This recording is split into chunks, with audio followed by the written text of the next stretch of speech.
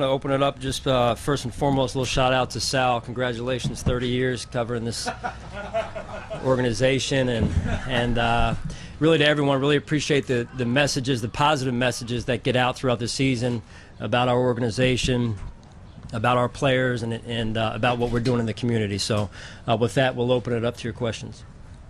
Hey, what's the story on Frank? What's happening with him? So he's coming off the NFI list, so he's passed his physical as of this morning, so he will be out on the practice field ready to roll. Anybody else that's not going to start practice, or anybody else hurt right now besides Tyler? Yeah, just Tyler is really the only one. I mean, we've got a managed rep, count on some guys, but nothing really to speak of at this point. Can you update us on Tyler at all, where things stand with him? He's basically just out right now. I mean, he's making good progress, and you know, he's done a great job this offseason getting himself to where he is right now. Sean, from what you saw from Ed Oliver in his first OTAs and minicamp, what kind of transition does he need to make and things that he has to get a feel for at this level compared to what he did at the last level? Yeah, he's a rookie, you know, and this is his first day of practice, of real practice, and it's a journey. So it just takes some time. He'll have to go through really everything that the rookies go through in terms of getting themselves acclimated to the NFL, getting themselves acclimated. There's a jump, you know, there's a gap between major college football even and the NFL. So he's got a long way to go right now. Sean, you talked just before we all left back in June how you really put an emphasis on team development and the getting to know the guys well, the newcomers. How important is this phase now? Now that you're at training camp in that development phase. Yeah, you can't say process, right? Stop myself. No, it's huge. This is, as we talked as a team last night, this is part of the reason why we go away. Brandon and I have said it over and over again. We believe in going away to camp. We really appreciate what St. John's Fisher means, and the campus and the people and the hospitality that they extend here to us. As it relates to building our team, it's important that we can go away and build some fellowship time off the practice field as much as on the practice field, and come together as a football team. And so, you know, just kind of the gaps in the schedule, if you will, offer us an opportunity to do that, you know, as opposed to being at home where, you know, sometimes there's a little bit of pressure maybe to go home and get to that to-do list at home, if you will. And so whether it's, you know, guys, you know, getting a better feel for each other, staying a little bit longer at the lunch table. You know, I know you guys like hanging out with one another, so that's another reason why we come away to camp. Coach, coming off of what Cole was dealing with in the spring, is he going to be on like a little bit of a pitch count here in the early going, kind of eased in, or is he just full speed ahead? Yeah, there'll be a little bit of, you know, we'll monitor him as well as some of the other players that are coming off of injury in the spring. And there's a few of those guys, so we'll monitor him at this point and see how he progresses through the first couple of days, and then go from there. But overall, it'll be a one practice at a time type of deal. I'm sure when you first got here, you had an idea of where you'd like the team to be. Both of you, where you'd like the team to be at the start of each training camp. So as we start year 3, how close to that original plan of the 2019 is? I think we're on track. You know, one of the things when we got here was obviously adding depth and quality depth, and I think we've done that since, you know, sitting here 2 years ago. The other thing that we feel like we've done is, you know, we've addressed the quarterback position and some other areas that we thought needed to improve.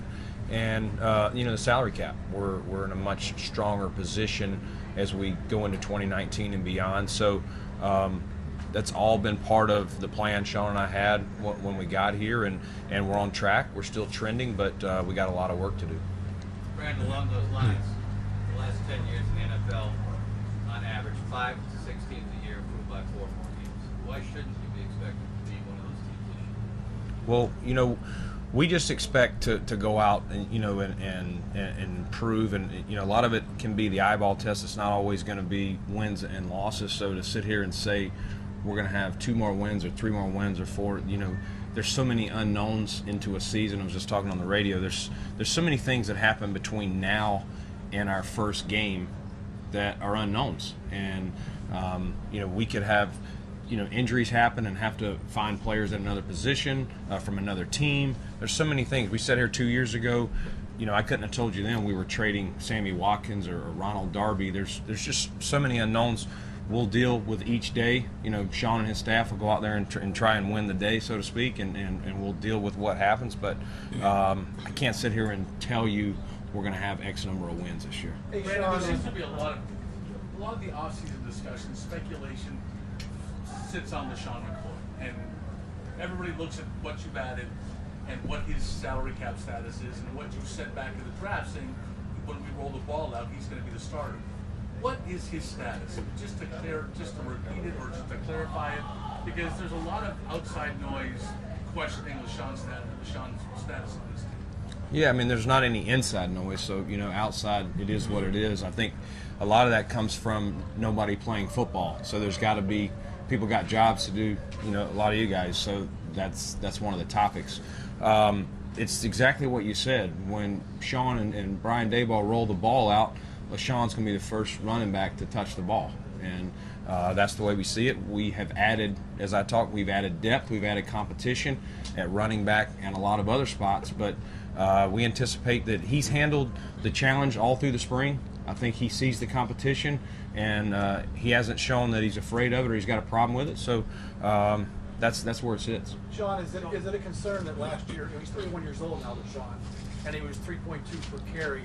Running backs, they hit that proverbial wall. Is there a concern with LaShawn, at least physically, that maybe he's a player in decline? And we look at everything, and that's what the offseason is for. As we go back and do a self-scout and an evaluation of our football team, in this case the running back position, Sal, we try and ask ourselves, in particular when the numbers aren't where they need to be, why? And we do a thorough research, in terms of finding the reason, drilling down as to the reason. And listen, it's never all one guy, and in this case, there were some runs he'd like to have back, and I think he would tell you the same. But there's a lot of other reasons for it, and you saw some of which we addressed this offseason with the offensive line. And so, we're encouraged at this point as to where he is and the competition we're going to see not only at the running back position, but the offensive line position as well. To piggyback on that thing, because you just brought it up, is it uncomfortable to come into camp with an offensive line that's so uncertain at this point? You've got maybe all 5 positions, maybe 4 positions that are up for grabs. Right, and that's somewhat of Brandon's answer to the earlier question here about unknowns and crystal ball.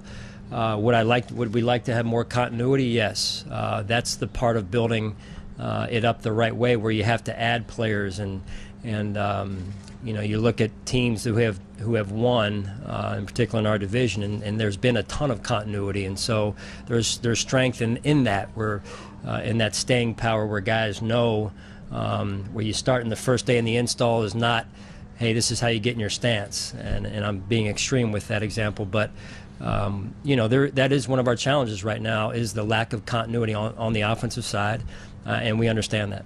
Is there a way you can gauge how long that might take, particularly in terms of the offensive line? I mean, if we've seen in the past here, you make a couple of changes and there can be some issues with cohesion. And you talked about the challenge of that all this new talent presents. Do you have a kind of a time frame that you expect things to be running at a top level? Yeah, the sooner the better. It's when you look at the complexion of our team, I would say defensively we have more continuity than we have offensively at this point in time, and that's okay.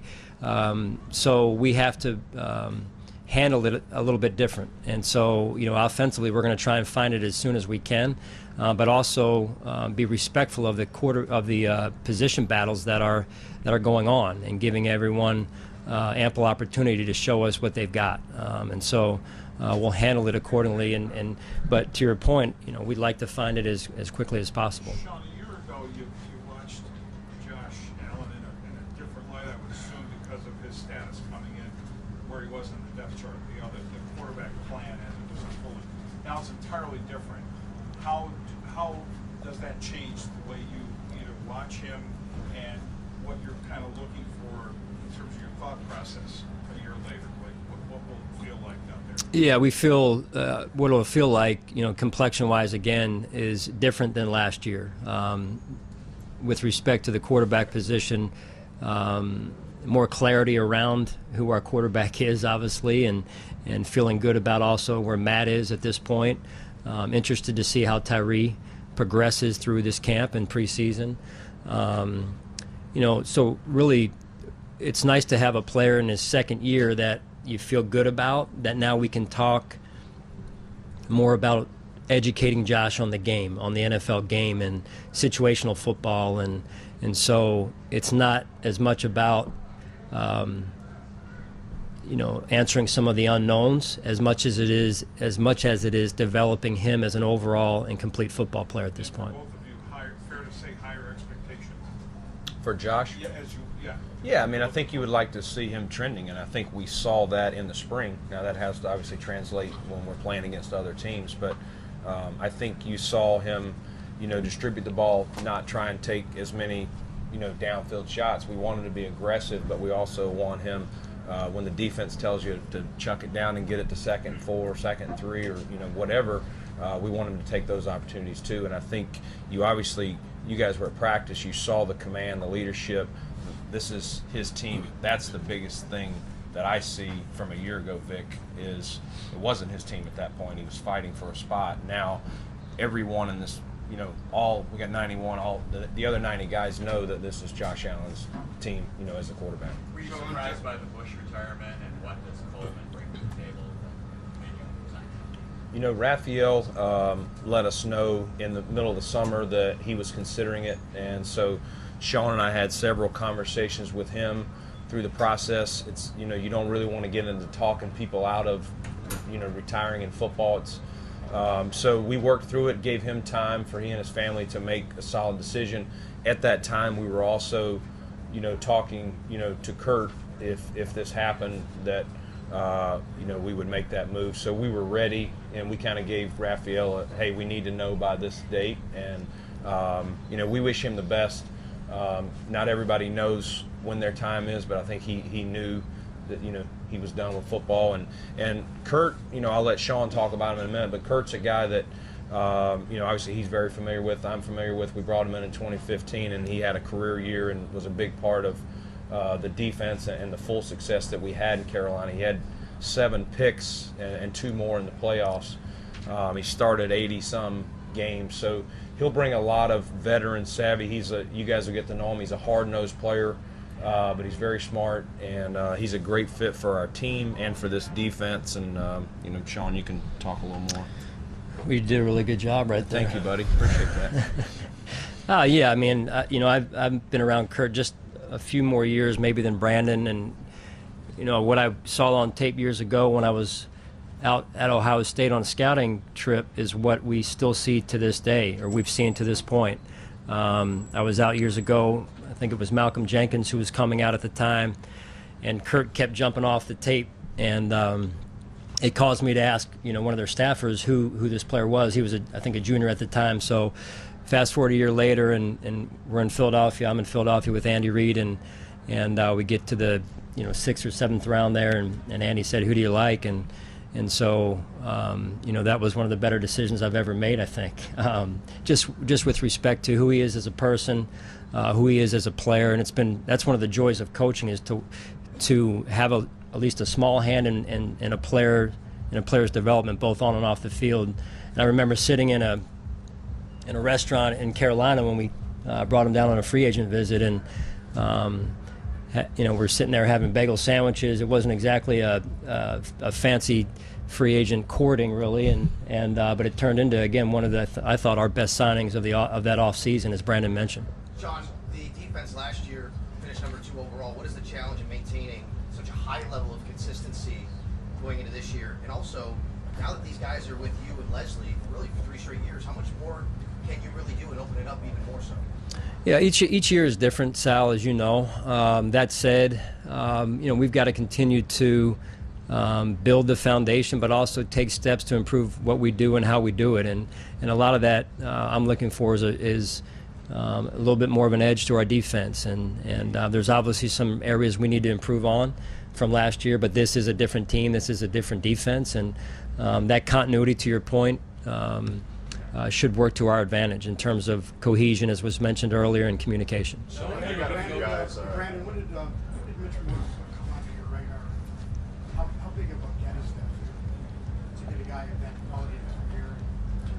a place to come, leaving a place like Kansas City.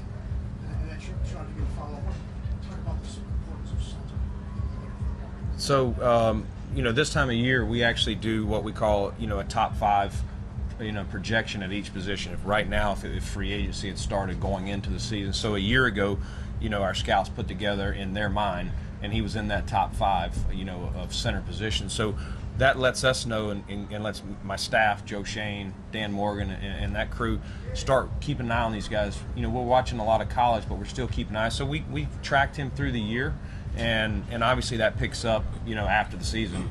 And, he's, Sean will talk about it. The first signing that we made here re-signing was Eric Wood, 2 years ago in the preseason. And that shows you the value that we thought, the importance, of the leadership, and Mitch has done everything. He had the unfortunate setback with the injury, but we saw what a pro he was this spring in how he handled it and worked his way back. Sean, let's take 2 more questions, please. Did you get what you needed there? Go ahead, I'm sorry. Yeah, I would just say, look, he sets the table. He's the quarterback of the offense, other than the main quarterback. And quiet teams, we've mentioned the word communication a couple times this morning, and quiet teams don't win. And we need a guy that can get everybody on the same page, setting the table, as I already mentioned, and making sure that we're all on the same sheet of music, so to speak. Hey, Sean, you had mentioned earlier about the start of the press conference about the value of going away. Yeah. Here, and I know there's been questions about the future here, given the trend in the NFL, given the new upgrades and facilities at Orchard Park, and I think you were quoted as saying it's kind of an ongoing decision, the degree to which you do go away in the preseason. Can you expand more on that and how you evaluate maybe training camp into the future? Because a lot of people have questions about that. Yeah, well, I'll just speak on for where we are right now on it, for where Brandon and I are on it, is look, there's value to me. The value outweighs the cost in terms of going away. So, to me as a group, let's put it this way, and I'll draw this analogy where, as a family, I think you learn a lot about your family when you go on road trips, right? I remember being packed into that station wagon years ago on that 20-some-hour drive from Pennsylvania to Iowa to see my relatives, and I think we learned a lot about our family on that trip. No different here. We're a family, and I believe you learn something from these unique experiences that brings you together and brings you closer as a football team. So that's where I stand right now on it. Sean, new center, new tight ends, new receivers, new running backs. How tough do you think it is for a second-year quarterback to kind of absorb all that and kind of make it work in the regular season? Yeah, that's part of our growth and where we are. That's a necessary part of our off season. We obviously weren't good enough on in a couple of phases last year, and on the offensive side of the ball, to your point. And so that's, I give Brandon credit for bringing players in that we feel can help us. That remains to be seen. So there's a lot of challenges right now, the great part about it is we're about to practice for the first time and get a good feel, at least for the first practice, of what we got. So you got some guys